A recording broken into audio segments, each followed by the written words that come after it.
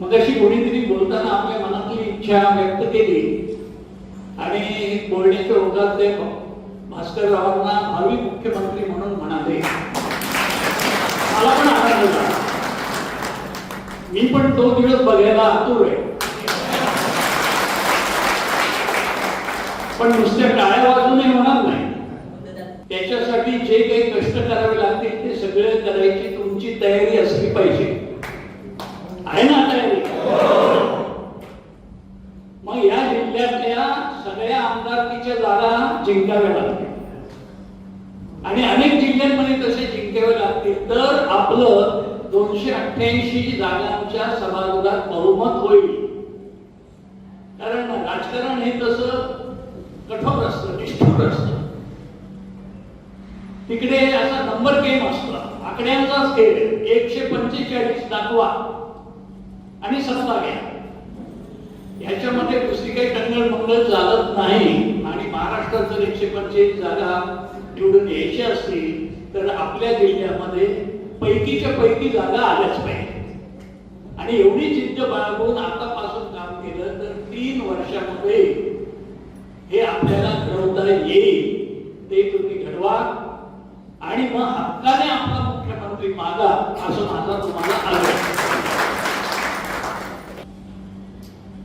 पण मला काय वाटतं की पक्ष संघटनेमध्ये बारीक बारीक बारीक ज्या गोष्टी असतात त्या लहान असतानाच त्याची दखल घेतली पाहिजे. त्या छोट्या गोष्टी मोठ्या होईपर्यंत वाट बघत राहू नका. आणि ह्याच्यावरचा एक उपाय असा की वरचेवर आपण भेटलं पाहिजे, बोललो पाहिजे. तर कुठे काय खतखतय, काय चाललंय, त्याच्यावर काय उपाय आहे का, त्याचा तिथले तिथे विचार करता येईल. म्हणून पदाधिकाऱ्यांच्या किमान महिन्यातून एकदा बैठका झाल्या पाहिजे. पक्ष संघटन म्हणजे आणखी दुसरं काय?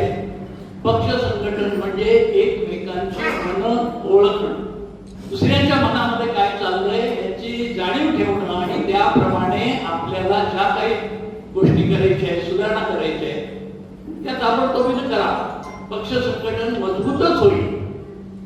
हे बाळासाहेबांनी शिकवलं आणि त्याप्रमाणे ही संघटना चालली. म्हणून इतकी वर्ष अनेकांनी प्रयत्न केले. अनेक विरोधकांनी शिवसेनेला रोखायचे प्रयत्न केले, शिवसेनेला बुडवायचे प्रयत्न केले.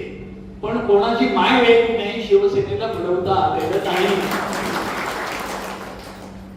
शिवसेना पुढेच जाणार. जोपर्यंत तुम्ही आम्ही आहोत, तुमच्यासारखे शिवसैनिक आहेत, तोपर्यंत शिवसेनेला थांबवता येणार नाही.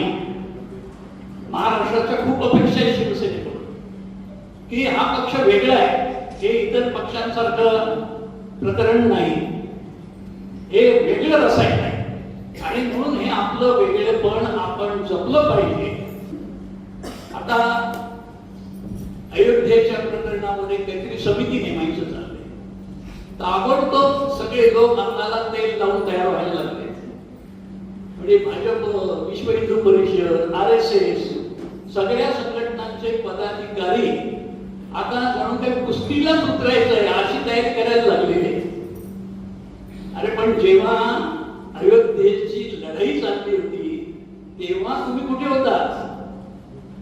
जेव्हा अयोध्येची लढाई सुरू होती आणि राम जन्मभूमी मुक्त करायची, मोकळी करायची म्हणून जेव्हा आंदोलन सुरू झालं होतं तेव्हा त्या ठिकाणी सरकार आपलं नव्हतं, म्हणजे आपल्या विचारांचं नव्हतं, भाजपचंही नव्हतं, मुलायमसिंग यादवचं सरकार होतं.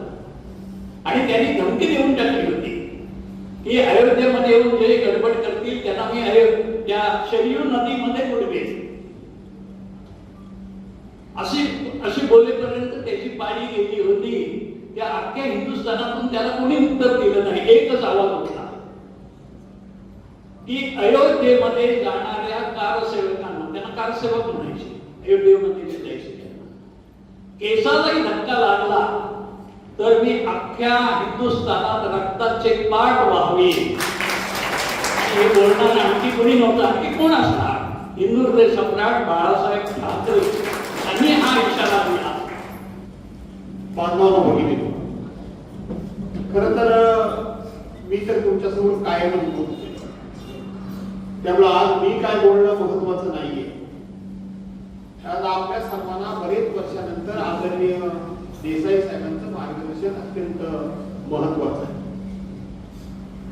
साधारणपणे 35 वर्षाचा कालखंड उलटून गेला, त्याच्यापेक्षा जास्तचा कालखंड उलटून गेला. आणि या 35 वर्षाच्या कालखंडामध्ये बरीचशी नवीन पिढी या प्रवाहामध्ये आहे. बरेचसे तरुण शिवसेनेमध्ये दाखल झाले. त्यामुळं देसाई साहेबांची कार्यपद्धती आणि देसाई साहेबांचं मार्गदर्शन तुम्हाला लोकांना फार काय लाभलं असेल असं मला वाटत नाही. परंतु मला आठवत आहे, मी ज्या वेळेला 1987-88 ला शिवसेनेचा तालुका चिपळूण तालुक्याचा तालुका प्रमुख झालो आणि त्यावेळेला आता सारखं रचना नव्हती. त्यावेळेला मुंबईतून संपर्क प्रमुख यायचे, शाखा प्रमुख, उपविभाग प्रमुख, विभाग प्रमुख, तालुका प्रमुख, जिल्हा प्रमुख आणि संपर्क नेते अशी, आणि मग नंतर नेते आणि शेवटी शिवसेना प्रमुख. अशा पद्धतीनं पक्षाचा एक ढाचा होता. पक्षाची बांधणी, पक्षाची रचना या पद्धतीने होती. आणि त्यावेळेला देसाई साहेब हे आपल्या रत्नागिरी जिल्ह्याचे संपर्क नेते होते.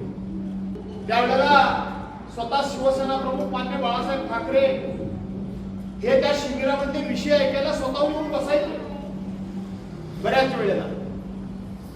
आणि बरीचशी शिबिरं अशी झालेली होती. मी नशीबवान आहे की त्या शिबिरामध्ये ग्रामीण भागातल्या विषयासंदर्भामध्ये किंवा जिल्हा परिषदमध्ये, मी त्यावेळेला जिल्हा परिषदेचा सदस्य होतो आणि म्हणून जिल्हा परिषदे संदर्भामध्ये किंवा ग्रामीण भागातल्या विकासासंदर्भामध्ये चर्चासत्र जर असायचं तर आदरणीय देसाई साहेब न चुकता बुलढाण्याचे प्रताप जाधव यांना तिकडे गेले आणि दुसरा कोकणातून भास्कर जाधव याला बोलायला हक्काच द्यायचे.